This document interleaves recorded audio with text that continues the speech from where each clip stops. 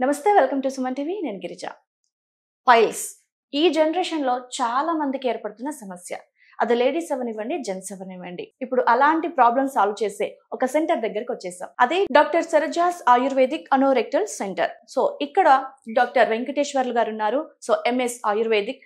So ayurvedic పరంగా ఎలాంటి treatment ఉంది అనే విషయాల్ని సార్ తో మాట్లాడి తెలుసుకుందాం. నమస్కారం సార్. నమస్తే అండి. సార్, సాధారణంగా చూస్తుంటే ఈ మధ్య కాలంలో చాలా మంది పైల్స్ వచ్చేసరికి వెంటనే సర్జరీని ప్రిఫర్ చేస్తున్నారు. సో ఈ పైల్స్ అనేది ఎందుకు వస్తుంది? కాన్స్టిపేషన్ ఒక్కటే దీనికి మెయిన్ రీజన్ అనుకోవచ్చా, లేదంటే వేరే రీజన్స్ కూడా ఉన్నాయా? సో పైల్స్ అనేటివి ఎట్లా అంటే మనకి మెయిన్ మనం చేసే ఆహారపు అలవాట్లు, విహారాలు అంటే మనం చేసేటువంటి తప్పిదాల వల్ల జనరల్గా పైల్స్ అనేవి ఏర్పడుతూ ఉంటాయి. మనకు పైల్స్ అనేవి ఏంటంటే అందరికీ ఉంటాయి. మనకు మామూలుగా మోషన్ వచ్చే మార్గం లోపల రక్తనాళాలని మనం హిమరాయిడ్స్ అంటూ ఉంటారు. వాడుక భాషలో వాటిని పైల్స్ అని, ఆయుర్వేదిక్లో దాన్ని ఆశ్రమాలు అని అట్లా చెప్తూ ఉంటారు. కాకపోతే ఏంటంటే అందరికీ కూడా ఆ రక్తనాళాలు అంటే అందరికీ ఉంటాయి అన్నమాట. ఎప్పుడైతే ఆ రక్తనాళాల మీద కంటిన్యూస్ గా ఒత్తిడి ఏర్పడుతుందో, సో దానివల్ల ఏమవుతుందంటే ఆ రక్తనాళాలు అనేవి కిందికి సాగడం జరుగుతుంది అనమాట. యానల్ కుషన్స్ అంటారు, అవి కిందికి సాగడం జరుగుతుంది. అలా సాగడం వల్ల ఏమవుతుందంటే మనకి ఆటోమేటిక్ గా దానిపైన పోర పగిలిపోయి బ్లడ్ రావడము, చేతికి మోషన్ వెళ్ళినప్పుడు బయటకు వచ్చేసి లోపలికి వెళ్ళిపోవడం అనేది మనకి ఈ పైల్స్ లో కనిపిస్తూ ఉంటుంది అనమాట. సో అసలు ఎందుకు వస్తుందని చూసినప్పుడు మనకి మెయిన్ ఒత్తిడి ఏర్పడము, అంటే టాయిలెట్ మీద ఎక్కువసేపు, అంటే కమ్మోడ్ మీద ఎక్కువసేపు స్పెండ్ చేయడం టైం. ఓకే, కొందరు ఏం చేస్తూ ఉంటారు, ఫోన్ తీసుకెళ్తా ఉంటారు, కొందరు ఈవెన్ బుక్స్ తీసుకొని వెళ్తూ ఉంటారు టాయిలెట్కి వెళ్ళేటప్పుడు. ఎక్కువ టైం స్పెండ్ చేసినప్పుడు, లేదు వెస్టర్న్ కమోడ్స్ వల్ల కూడా. వెస్టర్న్ కమోడ్స్ ఏంటంటే మీకు సిట్టింగ్ పోస్చర్ వల్ల ఏమవుతుందంటే పేషెంట్కి ఆ యాంగిల్ అనేది సరిగా పోదనమాట. సో యాంగిల్ మెయింటైన్ అవ్వడం వల్ల ఏంటంటే పేషెంట్ ఎక్కువ టైం స్ట్రెయిన్ చేయాల్సి వస్తుంటుంది మోషన్ పాస్ చేయడానికి. బట్ ఇండియన్ కమోడ్స్ లో ఆ ఇబ్బంది ఉండదు. సో అదే కాకుండా ఇంకా మీరు ఎక్కువగా నాన్ వెజ్ తీసుకోవడము, వాటర్ కంటెంట్ తక్కువగా ఉండడము, ఫైబర్ అనేది చాలా తక్కువగా ఉండడము, వీటి వల్ల ఏమవుతుందంటే స్టూల్ హార్డ్ గా ఉంటుంది. స్టూల్ హార్డ్ గా ఉండడం కంటే కూడా టైం ఎక్కువ స్పెండ్ చేస్తారు స్ట్రెయిన్ చేయడానికి. లేకపోతే ఎక్కువసార్లు మోషన్ పాస్ చేయడం, రోజుకి 3-4 సార్లు తినగానే మోషన్ వెళ్ళడం, ఇట్లా అయినప్పుడు కూడా ఏమవుతుందంటే మీకు మలద్వారంలో గోడల మీద ఒత్తిడి ఏర్పడుతుంది.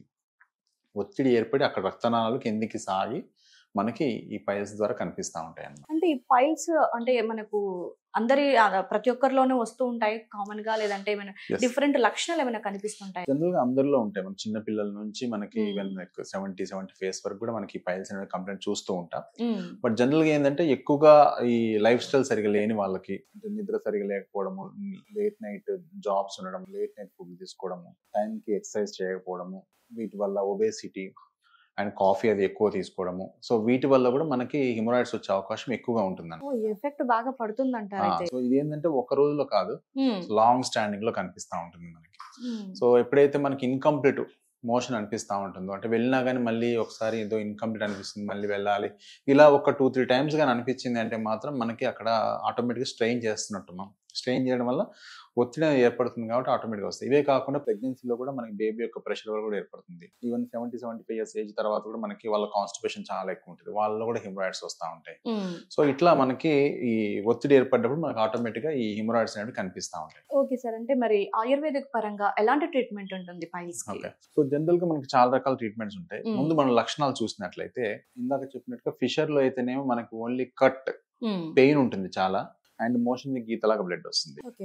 బట్ అదే పైల్స్ లో చూసినప్పుడు ఏంటంటే మనకి ఈ పెయిన్ అనేది చాలా తక్కువ ఉంటుంది. మోషన్ వెళ్ళినప్పుడు ఏదో కొంచెం మంటగా ఉంటుంది, కానీ మోషన్ వెళ్ళినప్పుడు ఏంటంటే ఒక మాంసం లాంటిది బయటకు వచ్చి కొద్దిసేపటి లోపలికి వెళ్ళిపోతుంది. దీన్ని గ్రేడ్ 2 అంటారు. గ్రేడ్ 3 ఎలా ఉంటుందంటే బయటకు వస్తుంది, వేలుతో నెడితే కానీ లోపలికి వెళ్ళదు, లేదా చాలా టైం పడుతుంది లోపలికి పోవడానికి. 4th గ్రేడ్ లో కంప్లీట్ గా బయటకు వచ్చేస్తాయి. పేషెంట్ కి చాలా ఇబ్బంది ఉంటుంది అన్నమాట మోషన్ వెళ్ళినప్పుడు.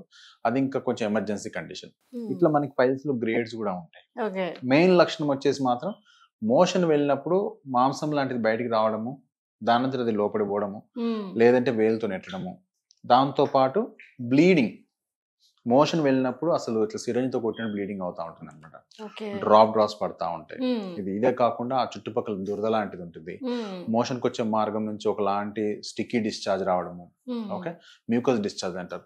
ఇలాంటి లక్షణాలన్నీ కూడా మనకి పైల్స్ లో కనిపిస్తూ ఉంటాయి. అయితే మరి అంటే ఆయుర్వేదిక్ పరంగా మీరు మెడిసిన్ ఇచ్చినప్పుడు అదేమైనా పథ్యం ఉండాలా, లేదంటే 1 వీక్ అట్లా పైల్స్ తగ్గేదాకా ఉంటే సరిపోతుందా, ఎలా అంటారు? సో జనరల్ గా ఏంటంటే పైల్స్ లో మెడికేషన్ అనేది ఎప్పుడైనా సరే దీనికి ఉండదు. అంటే ఈ ఆయుర్వేదిక్ టాబ్లెట్స్ వాడితే పథ్యం ఉండదు, పైల్స్ కి పథ్యం ఉంటుంది.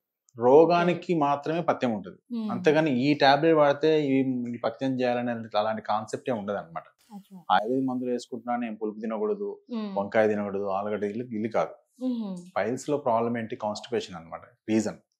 సో పైల్స్ కి మనం ఏ ఆహార అలవాట్లు తినాలో అవి చెప్తాం మనం. అంటే కొంచెం స్టూల్ సాఫ్ట్ గా ఉంటాడు చూసుకోండి, ఈ ఫుడ్ తినండి, ఈ ఫుడ్ తినకూడదు అనేది మనకి రోగానికి చెప్తాం. అంతేగాని మందులు వేసుకోవడం వలన మీకు ఇవి వాడద్దు అని చెప్పడానికి అట్లా ఏముండదు. కాబట్టి ఆయుర్వేద మందులు వాడితే పథ్యం అంటే ఏముండదు. అంటే సార్ మరి చాలా మంది సర్జరీ ప్రిఫర్ చేస్తూ ఉంటారు కదా, మరి సర్జరీ ఒక్కసారి చేస్తే పైల్స్ అనేది ఇంకా సాల్వ్ అయిపోతుందా ప్రాబ్లం? సో జనరల్ గా ఎట్లా అంటే మనకి ఈ పైల్స్ ని ఎప్పుడు సర్జరీ చేస్తాం మనం చూసినప్పుడు ఏంటంటే అందరికి ఎప్పుడో ఒకసారి కొంచెం లైట్ గా బ్లడ్ పడి సంవత్సరానికి ఒకసారి, సో అట్లా ఉన్నప్పుడు పెద్దగా దాని గురించి పట్టించుకోవాల్సిన అవసరం లేదు. అలా కాకుండా నెలకి పడుతుంది బ్లడ్, ఒక నెలలో ఒక 3-4 సార్లు బ్లడ్ పోతుంది పేషెంట్ కి. పోయినప్పుడల్లా బాగా దారిలాగా పోతుంది, అది బయటకు వచ్చి లోపల పోకుండా చాలా ఇబ్బంది పెడుతున్నాయి. మోషన్ వచ్చే మార్గం లోపల చాలా సివియర్ పెయిన్ ఉంటుంది, అది బయటికి వెళ్ళకపోవడం వలన, సో లోపలికి వెళ్ళకపోవడం వలన. అట్లా ఉన్నప్పుడు ఏంటంటే మనకు ప్రొసీజర్ చేస్తూ ఉంటాం.